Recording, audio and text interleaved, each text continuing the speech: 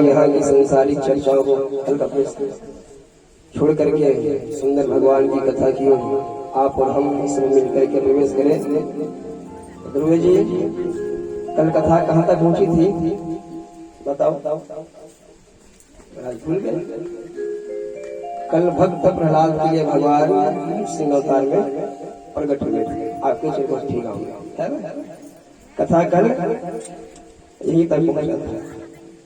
तो आइए, ध्रुव जी से सिद्ध यही होता है कि सच्ची भावना की देरी है, वरना भगवान कहीं से भी प्रकट हो सकते हैं। ये सीख हमको उस प्रसंग से मिला है। तो आइए आज प्रसंग को और आगे बढ़ाते हैं। महाराज एक सुंदर प्रसंग आता है ध्रुव जी।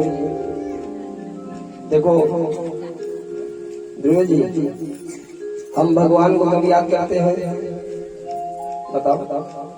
संकट में सुख में सुमरन सब करे, दुख में सुमरन सब करे, सुख में करे न कोई। ऐसा है। और जो सुख में सुमरन करे फिर दुख का है। इसी प्रकार महाराज भगवान को जब भी दुख आता है तब याद करते हैं।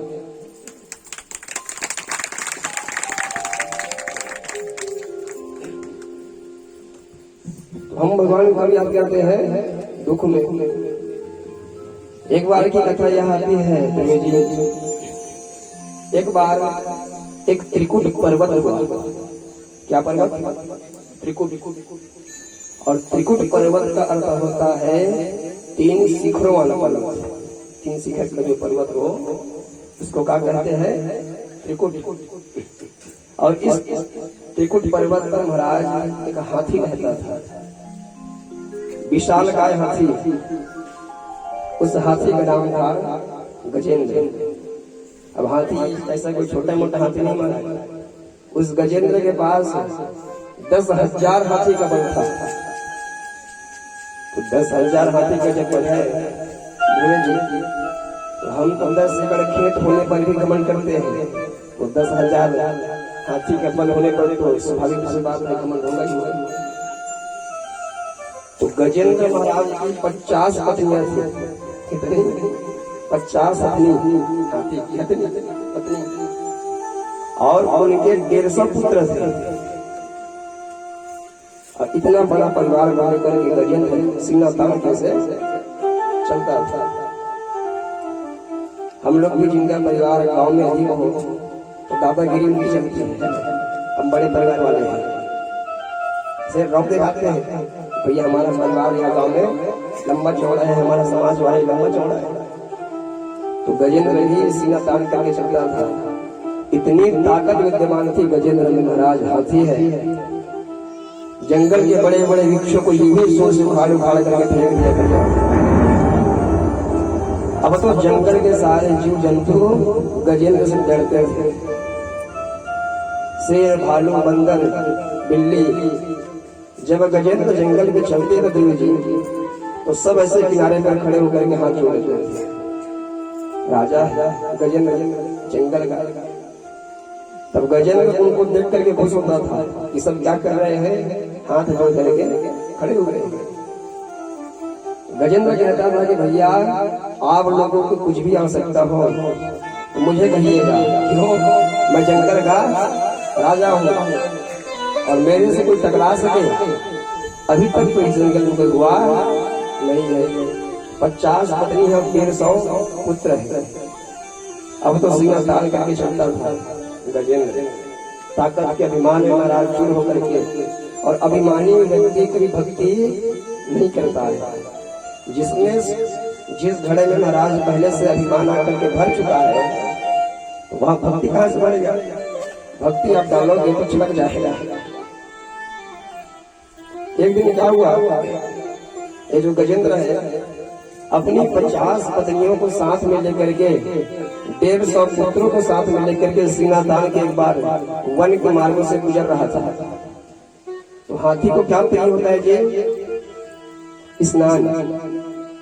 जैसे स्नान करना हाथियों को बहुत प्रिय होता है। तो क्या देखते हैं, रास्ते में एक सुंदर सरोवर है। अब तो महाराज गजेंद्र अपने 50 पत्नी 150 पुत्र को लेकर के सरोवर के पास गए। और ध्रुव जी सरोवर में जब गए तो उनकी पत्नियां बेचारी सरोवर के पास में नहाती थी। खूब सुंद से जल भर भर गया। 150 पुत्र भी स्नान कर रहे हैं, उतर गए सरोवर में। लेकिन गजेंद्र में क्या था? अभिमान। गजेंद्र महाराज सबसे गहरे स्थान पे गया क्योंकि घमंड है। जब जल के बाहर वाले जीव उससे नहीं लड़ सकते हैं तो जल के महाराज मछली वगैरह क्या करते हैं। अब तो जल में खूब स्नान करने लगे, सारे के सारे परिवार मिल करके आए, खूब आमोद प्रमोद करने लगे। महाराज जल विहार कर रहे थे तो उसी जल में एक रहता था ग्राह। ग्राह बोलते हैं मगरमच्छ को। मगरमच्छ देखे हो? टीवी में तो देखे हो, टीवी में देखे हो। महाराज मगरमच्छ भी रहता था। और ध्रुव जी जलीय जीव का महाराज जल के भीतर ताकत और ज्यादा बढ़ जाता है। जैसे कि हम स्थल में रहने वाले प्राणी हैं, हम जल में जाकर के ज्यादा जोर का प्रदर्शन नहीं कर पाएंगे। लेकिन जलीय जो जीव है वो अगर जल में रहे तो उनका ताकत डबल हो जाता है। जब गजेंद्र स्नान कर रहे थे ध्रुव जी तो वो विशालकाय मगरमच्छ आकर के गजेंद्र के पैर को जकड़ लिया। देखो जब गजेंद्र के पैर को जकड़ा गया तो गजेंद्र ध्यान ही नहीं दिए। क्यों ध्यान नहीं दिए? क्योंकि अभिमान था। कहे कि भैया इस जंगल का राजा तो मैं हूँ गजेंद्र, और जो कोई भी आकर के मेरा पैर को पकड़ा है उनको अभी पता नहीं होगा कि वो किनके पैर को पकड़ लेंगे। जैसे ही उनको पता चलेगा तो स्वतः ही उस पैर को छोड़ देंगे। इसलिए महाराज कुछ टाइम तक तो गजेंद्र अपने पैर पर ध्यान ही नहीं दिए, स्नान करने में लगे रहे। धीरे धीरे समय बीतता गया तो क्या होता है? अब जो ग्रह है महाराज बहुत समय पैर को जकड़े अब गजेंद्र के पैर से रक्त का शोषण करने लगे। जब रक्त का शोषण करने लगे तो अब महाराज गजेंद्र को होश आया कि अब मेरे पैर को लगता है कोई प्रभावशाली जीव ने पकड़ा है। इसलिए गजेंद्र अपने मुंडी को जल के भीतर दबा करके देखे तो क्या देखते हैं? पैर पर विशालकाय मगरमच्छ में जकड़ चुके। जब गजेंद्र देखे कि मगरमच्छ है तो गजेंद्र ने विचार किया, ये मगरमच्छ तो अभी तक अपने ताकत का प्रदर्शन किया, अभी मैं अपने ताकत का प्रदर्शन नहीं किया। अब तो गजेंद्र जी महाराज अपने ताकत का प्रदर्शन करने लगे। खूब जोर आजमाइश किया गया। ताकत जब लगाए गजेंद्र महाराज, लगाते लगाते गजेंद्र पानी पानी हो गया, लेकिन वो जो ग्रह है अभी तक वहां से टस टमस न हुआ। अब तो महाराज खूब द्वंद्व चल रहा है। ग्रह गजेंद्र को जल के भीतर खींचने में लगा है और गजेंद्र उस मगरमच्छ को जल के बाहर खींचने में लगा था। अब दोनों का युद्ध चलता ही रहा, चलता रहा। यहाँ देखते देखते महाराज बहुत दिन का समय बीत गया। तो ध्रुव जी जब व्यक्ति संकट में हो, परेशानी में हो तो सबसे पहले पत्नी को बताते हैं। गजेंद्र पहले तो खूब प्रयास किया, लेकिन जब गजेंद्र को लगा कि अब मेरा जो शक्ति है वह ताकत अब क्षीण हो रहा है, अब मैं लगता है कि इस ग्रह से जीत नहीं पाऊंगा और जल के भीतर ही मैं समाहित हो जाऊंगा। इसलिए गजेंद्र अपनी 50 पत्नियों का आवाज लगाए जो वहां पर स्नान कर रहे हैं। कहे देवियों आ करके मेरी रक्षा करो, मेरी रक्षा करो। विशाल का ग्रह ने जकड़ लिया। 50 पत्नियां आई और अपने सुंड से सुंड मिला करके 50 पत्नियां गजेंद्र को खींचने में लगे। लेकिन गजेंद्र ग्रह घबरा, वो तो भगवान की माया थी। 50 पत्नियां आ करके भी खींच नहीं सही। अब तो महाराज अपने 150 पुत्रों को आवाज लगाया गया, बेटा आओ, तुम्हारा पिताजी किसमें है?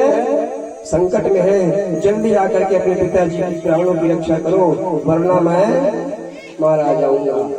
अब तो 150 पुत्र भी आ गए और 150 पुत्र महाराज सुंद से सुंद मिला करके खींचने लगे। लेकिन खींचते खींचते 18 से 30 दिन का समय बीत गया। अब तो गजेंद्र का शरीर पूरा ढीला पड़ गया था। खींचते खींचते जब इतने दिन व्यतीत हुए तो गजेंद्र के जो 150 पुत्र थे वो 150 पुत्र सुंद को छोड़ दिए और वापस जाने लगे। जब वापस जाने लगे ध्रुव जी तो गजेंद्र कहने लगा कि बेटा तुम्हारा पिताजी भी संकट में है, मरने वाला है और इस परिस्थिति में तुम अपने पिताजी को छोड़ करके जा रहे हो। उनके पुत्रगण कहने लगे कि पिताजी हमने तो आपको बचाने का पूरा प्रयास किया लेकिन आप हो तो जेल से बाहर ही नहीं आते। आज ध्रुव जी गजेंद्र हमेशा अपनी ताकत का अभिमान करता रहा, घमंड करता रहा कि मैं बलशाली हूँ। आज उसी गजेंद्र की आंख से आंसू भर आए और गजेंद्र रोता है। क्यों? यही 150 बालक है जिनका मैं घमंड करता था और सीना तान करके चलता था, लेकिन आज जब मेरा प्राण संकट में है तो ये बालक मुझको छोड़ करके जा रहे हैं।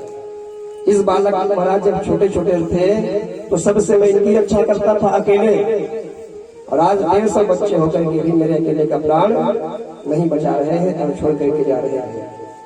अब तो उनके बच्चे चले गए, केवल 50 पत्नियां खींचने में लगी रही। धीरे धीरे उनकी पत्नियां भी कुछ दिन प्रयास की और कुछ दिन प्रयास करने के बाद अब पत्नियां भी एक एक करके छोड़ती चली गई। जब महाराज उनकी पत्नियां छोड़ती गई तब गजेंद्र और वो पड़ा रहे कि देवी आप लोग तो रुक जाओ, पुत्र तो पुत्र हो ही गए, अरे कम से कम आप लोग मेरे प्राणों की रक्षा कर लो।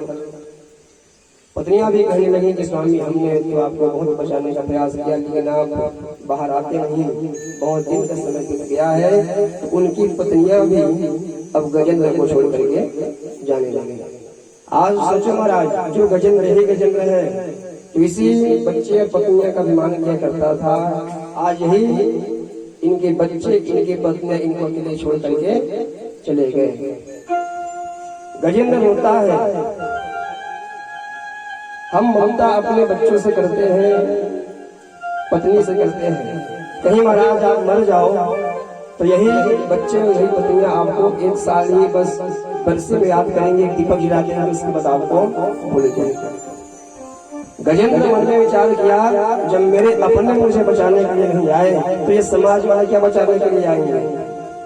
इसलिए गजेंद्र ने समाज वालों को आवाज ही नहीं लगाया और गजेंद्र अब कहा कि अब तो महाराज संसारिक प्राणियां मुझे क्या बचाएंगे।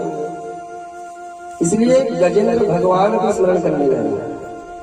लेकिन महाराज भगवान को स्मरण तो किया लेकिन कोई भगवान का नाम ही नहीं लिया। एवं व्यवसितो बुद्ध्या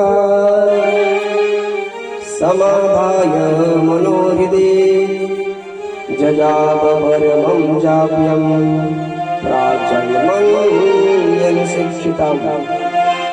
गजेंद्र कहता है महाराज कि जो इस संसार को बनाता है, जो शरीर में जान डालता है, जो हम सबको महाराज ताकत प्रदान करता है, वही प्रभु आकर के मेरी रक्षा करे। अभी तक किसी का नाम लिया नहीं करेंगे।